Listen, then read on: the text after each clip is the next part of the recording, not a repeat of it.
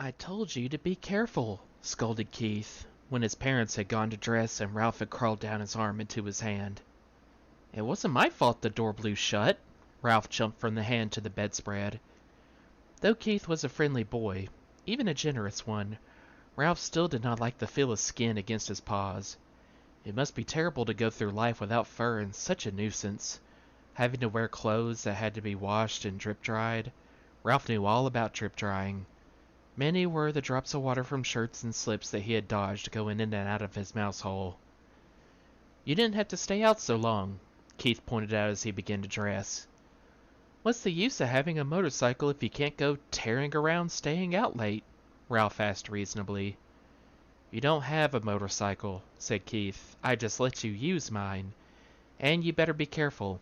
I like that motorcycle and I don't want anything to happen to it. I'll take care of it, promised Ralph, somewhat chastened.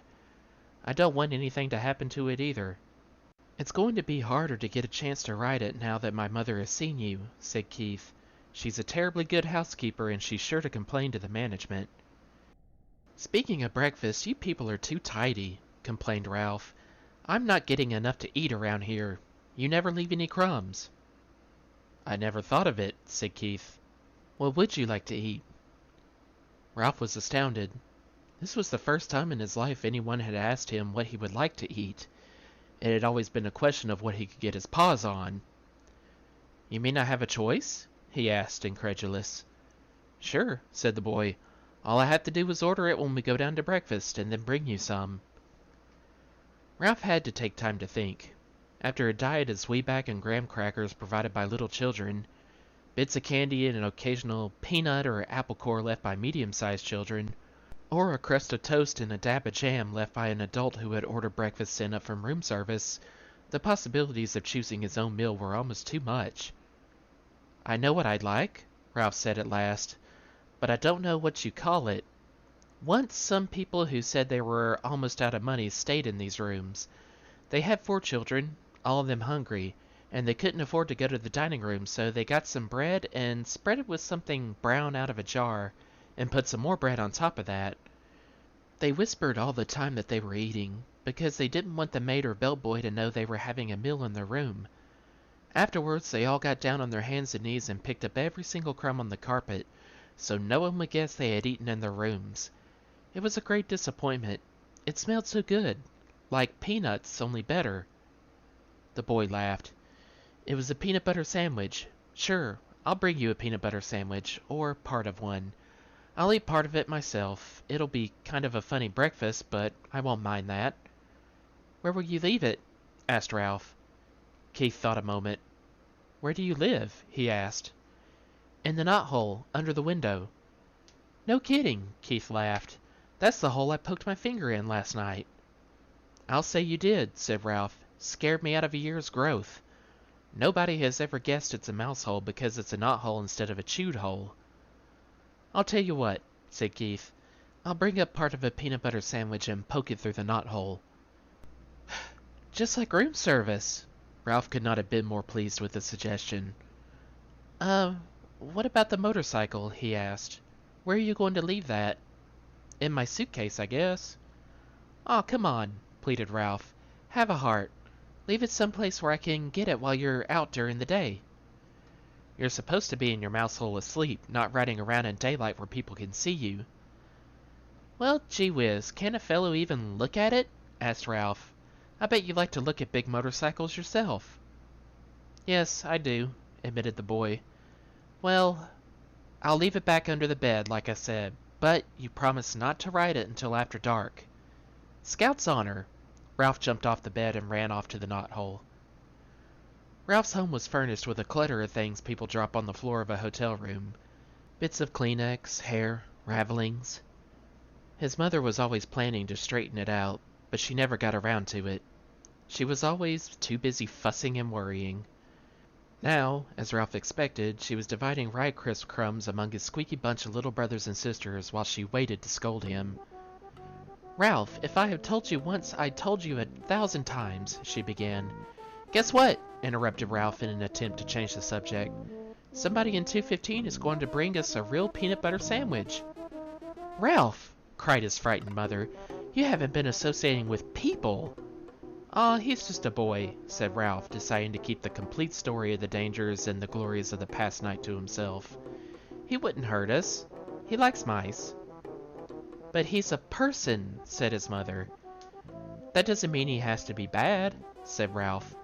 "Just like Pop used to say, people shouldn't say all mice are timid just because some mice are, or that all mice play when the cat's away just because some do." "Just the same, Ralph," said his mother, "I do wish you would be more careful whom you associate with. I am so afraid you'll fall in with the wrong sort of friends." "I'm growing up," said Ralph. "I'm getting too old to hang around a mouse nest all the time. I want to go out and see the world. I want to go down on the ground floor and see the kitchen and the dining room and the storeroom and the garbage cans out back." "Oh, Ralph," cried his mother, "not the ground floor. Not all the way down there. You aren't old enough." "Yes, I am," said Ralph stoutly. "There's no telling what you might run into down there. Mouse traps, cats, poison. Why, out by the garbage cans you might even be seen by an owl." "I don't care," said Ralph. "Someday I'm going downstairs." "But think of the owls, Ralph," implored his mother. "We moved into the hotel because of the owls. It was after your Uncle Leroy disappeared and his bones were found in—" The Mother Mouse's plea was interrupted by the sound of Keith returning to room 215. "Now you'll see," said Ralph to his mother and waited, anxious lest his friend let him down. Sure enough, Keith came to the knothole. "Psst," he whispered. "Here it is. The waitress thought I was crazy, ordering a peanut butter sandwich along with my cornflakes for breakfast, but here it is." He stuffed half a sandwich a bit at a time into the hole, where Ralph seized the pieces and pulled them all the way through. "Listen, we're going to be gone most of the day. The dining room is packing us a picnic lunch, and we're going to drive along some of the back roads and visit some old mining towns." "Thanks a lot," Ralph managed to say with his mouth watering. "Have fun." "See you tonight," said Keith. "Have a good day's sleep." Ralph's mother could not help being impressed by the sight of that peanut butter sandwich. "Just like room service," she marveled. "Why, it's a peanut butter and jelly sandwich, and it even has butter in it." "I told you he would bring it," Ralph could not help boasting, even though his mouth was full. After sharing his feast with his squeaky little brothers and sisters, all of whom had trouble with peanut butter sticking to their teeth, Ralph curled up on a heap of shredded Kleenex and took a good long nap.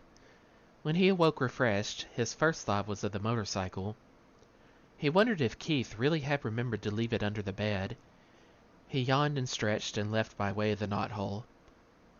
Room 215 was just as Ralph had last seen it. The bed had not been made, and there were no fresh towels by the wash basin. Ralph ducked under the sheets and blankets that had tumbled off one side of the bed, and there, in the dim light, he caught the gleam of chromium exhaust pipes. Keith had trusted him after all. He walked across the carpet and took hold of the hand grips once more. They felt just right in his paws, and he longed to be off, speeding around the threadbare spots on the carpet. But a promise was a promise. Keith had kept his promise about the peanut butter sandwich. Ralph would keep his about not riding the motorcycle in the daytime. He tried to satisfy himself by walking around the motorcycle in the dim light under the bed, admiring all over again the sleek design of the machine. Ralph was lost in admiration and daydreams of speed and power when suddenly the door opened and the maid entered. It was too late to make a dash for the mouse hole. The maid stripped the blankets and sheets from the beds, shedding unwelcome light on Ralph and the motorcycle.